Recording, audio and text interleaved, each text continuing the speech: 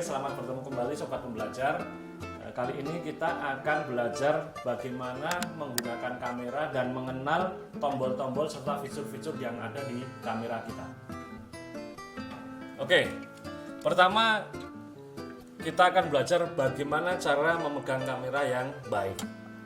Oke, masih banyak orang yang ketika memotret memegang kameranya tidak dalam keadaan yang paling ergonomis atau paling nyaman sesuai fungsinya.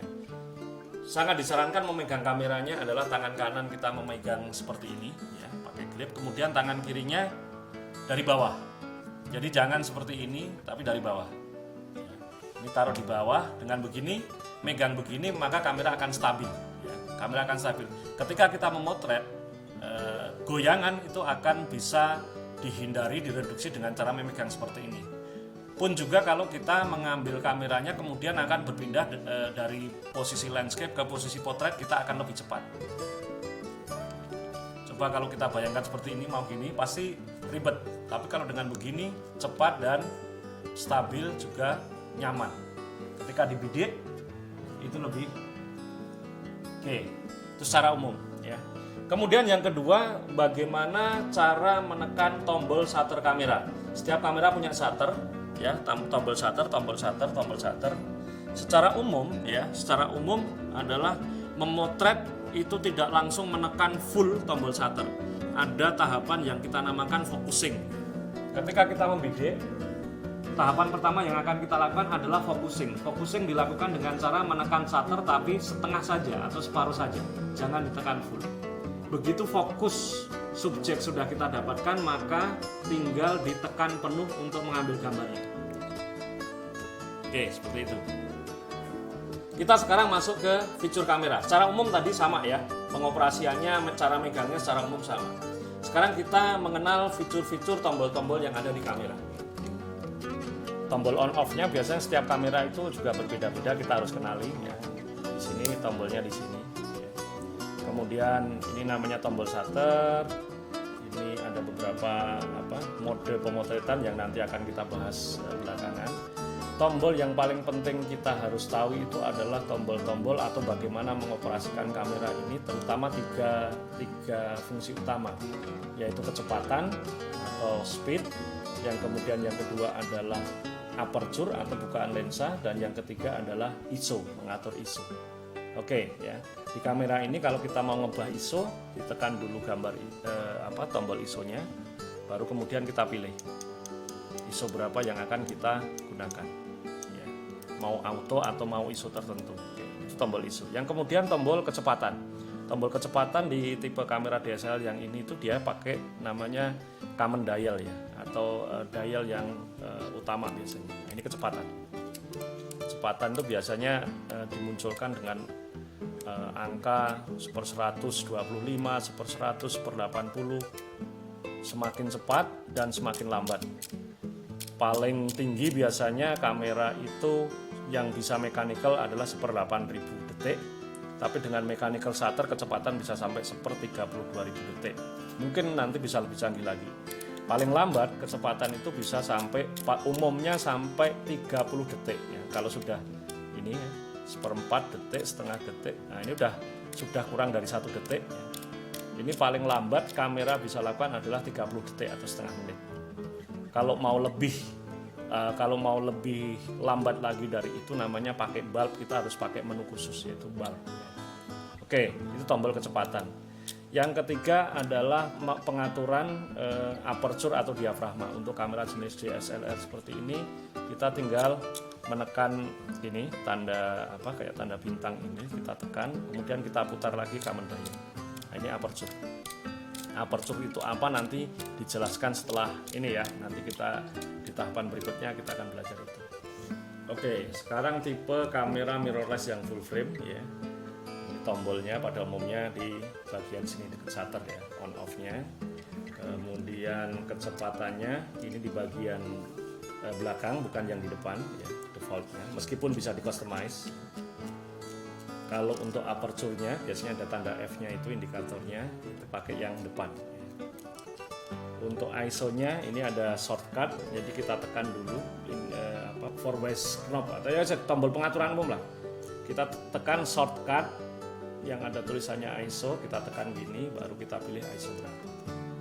Kita pilih ISO tertentu atau ISO auto juga dari sini. Oke, untuk kamera mirrorless APS-C ini kebetulan desainnya mirip dengan kamera SLR analog gitu ya. On off-nya juga di sini. Ya. Kecepatannya di sini. Ya. Ini bisa kecepatannya memakai seperti zaman kamera film ya, mengubah kecepatannya.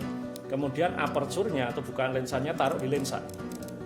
Jadi buka nutupnya taruh di lensa. Untuk ISO-nya sama. Jadi ini semuanya pakai tuas manual. Jadi nggak perlu buka-buka manual, ini langsung sudah bisa kita pelajari langsung di sini. Oke. Ini sama ya, pengoperasian sama, hanya ukuran sensornya saja lebih besar. On off di sini, kecepatan di sini untuk yang mirrorless medium format, ISO di sini dan aperture di sini.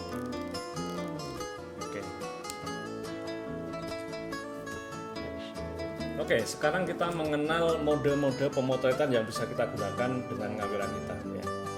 Secara umum hampir sama ya antara beberapa merek kamera. Ya. Untuk merek Canon agak sedikit berbeda, tapi sebenarnya sama. Ya. Yang umum seperti ini ya. Jadi ada auto, ada P, ada A, ada S, ada M. Auto ini, posisi auto ini kita gunakan biasanya kalau semua pengaturan kamera, kamera diserahkan kepada semua pengaturan diserahkan kepada kamera. Dari kecepatan, dari aperture, dari ISO, semuanya kamera auto. Pokoknya jepret langsung jadi bagus. Kalau program ya, program ini sama semuanya di kamera. Hanya kalau auto itu biasanya dia memakai kecerdasan tambahan kepunyaan kamera. Kalau program enggak.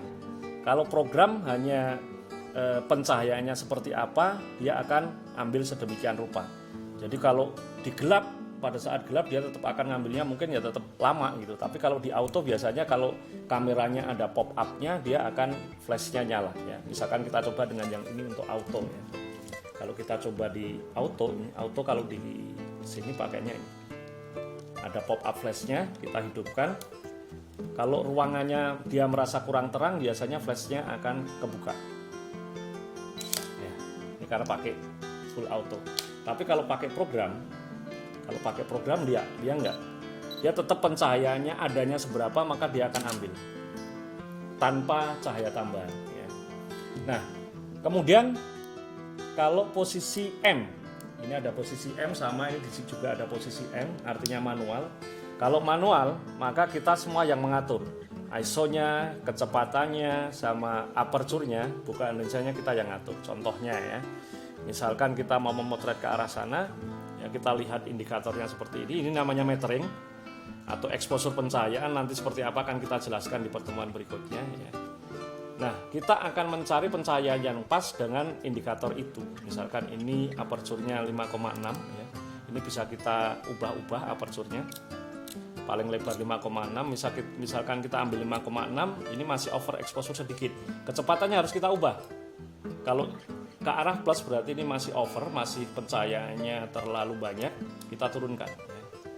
Kita turunkan sampai angka 0. Nah, tercapai di 1/60 dan f5,6. Ini artinya exposure yang tepat. Tapi kita ngatur semuanya pada ISO 400 ya. Oke, itu kalau pakai manual. Nah, ada dua yang belum kita pelajari tadi, A sama S. A ini adalah aperture priority. Kalau di Canon ya, dia aperture priority itu namanya AV. Hanya di Canon saja. Tapi kalau merek lain, Sony, Nikon, Fuji, biasanya semuanya A saja. Jadi A yang di sini A saja, itu bukan auto tapi aperture priority. Oke. Kalau posisi S ini namanya speed priority, artinya prioritas kecepatan.